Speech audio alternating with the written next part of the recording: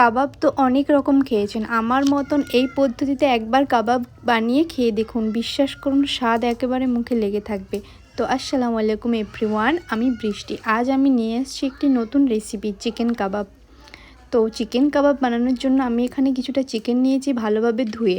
এরপর ছোট ছোট পিস করে আমি চিকেনটা কেটে নিচ্ছি।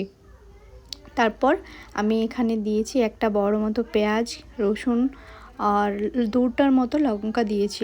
আপনাদের ঝাল যতটা খেতে পছন্দ করেন সেই অনুপাতে দিতে পারেন। এরপর দিয়েছি ধনেপাতা আর কিছুটা পাউরুটি। এরপর দিয়েছি লঙ্কার গুঁড়ো 1 চামচ মতো, হলুদ গুঁড়ো আর কিছুটা নুন স্বাদ মতো। তারপরে দিয়েছি জিরা গুঁড়ো, চিলি ফ্লেক্স দিয়েছি কিছুটা টেস্টির জন্য, এটা দিলে খুব সুন্দর লাগে দেখতে।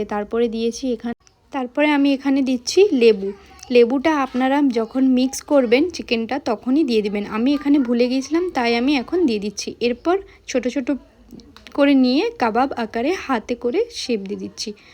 তো দেওয়ার পরে তেল যখন গরম হয়ে আসবে, এবার লো টু মিডিয়াম আঁচে আমি এক এক করে এই কাবাবগুলো ফ্রাই করে নেব। তো এক এক করে আমি কাবাবগুলো লো টু মিডিয়াম আঁচে ফ্রাই করে নিচ্ছি।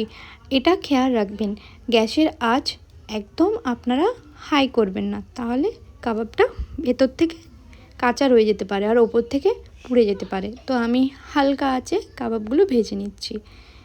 মাশাআল্লাহ মাশাআল্লাহ, কত সুন্দর লাগছে দেখতে। তো এভাবে আপনারা অবশ্যই একবার বানিয়ে খেয়ে দেখুন। দেখতে দেখতে আমার কাবাবগুলো হয়ে গেছে রেডি। তো আমি এখানে ভালোভাবে 2 পিস উল্টে পাল্টে নিচ্ছি।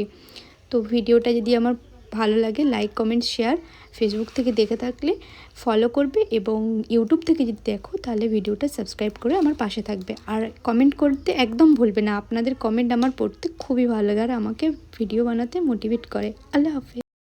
তো সবাই আমার জন্য দোয়া করবেন আর সবাই নিজেদের খেয়াল রাখবেন, আর এরকম ভিডিও দেখতে আমার চ্যানেলটাকে ফলো করবেন। আল্লাহ হাফেজ।